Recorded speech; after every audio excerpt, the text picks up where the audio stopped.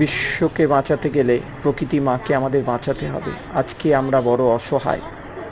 প্রকৃতি আমাকে অনেক দিয়েছে, কিন্তু আজ ধূলি ধূসরতা প্রকৃতি চারিদিকে দূষণযুক্ত হয়ে দমবন্ধ করা কংক্রিটের জঙ্গলে সেই সবুজের সবুজায়ন আমরা হারিয়ে ফেলেছি।